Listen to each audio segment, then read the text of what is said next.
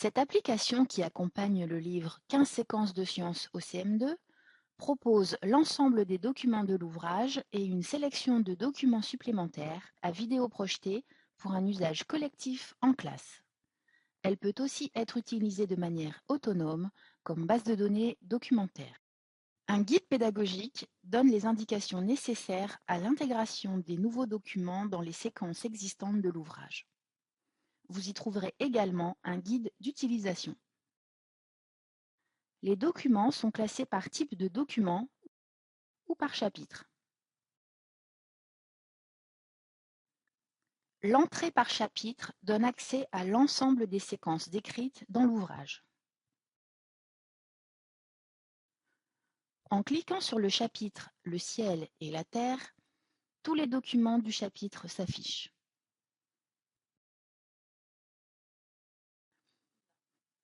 Quand on clique sur la séquence « Les phases de la Lune », seuls les documents de cette séquence s'affichent. Pour prévisualiser un document en grand, il suffit de cliquer sur une vignette. Vous pouvez sélectionner un document à la fois ou tous les documents d'une même séquence. Une fois que vous avez terminé votre sélection, cliquez sur « Projeter » pour lancer votre diaporama. En cliquant sur cette icône ou sur le bandeau gauche, vous pouvez déplier le volet de navigation pour faire apparaître l'ensemble de votre diaporama. Vous pouvez modifier l'ordre d'apparition des documents. Les flèches permettent de naviguer dans le diaporama. L'import-export permet de travailler sur un autre ordinateur que celui utilisé en classe. En cliquant sur cette icône ou sur le bandeau droit, vous pourrez visualiser les ressources complémentaires liées au document. En cliquant sur la ressource complémentaire, elle s'affiche par-dessus le document principal. Il faut fermer la fenêtre de cette ressource pour revenir au diaporama.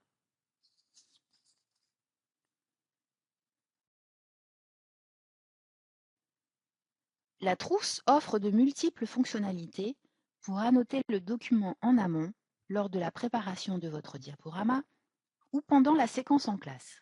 Les outils crayon, forme et texte permettent d'annoter le document. Grâce au texte, vous pouvez aussi insérer un lien hypertexte.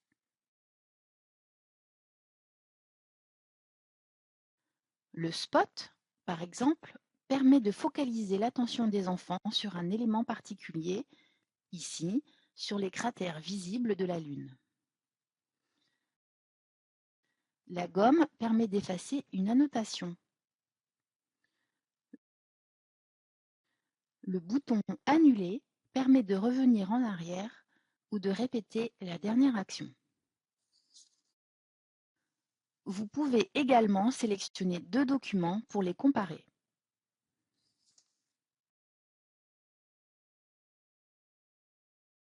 La trousse est active également en mode « Comparer ». En mode « Comparer », les documents peuvent être redimensionnés manuellement.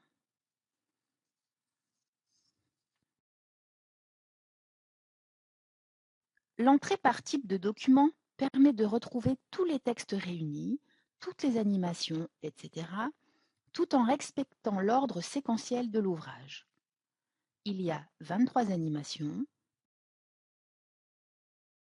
255 schémas et photos, une vidéo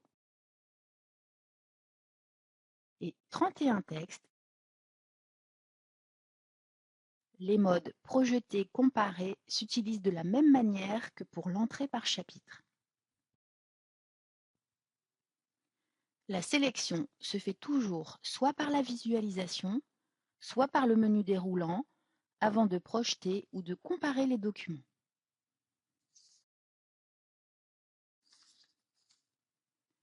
Cette application offre de nombreuses ressources multimédia, exploitant ainsi toutes les possibilités du numérique, telles que l'animation.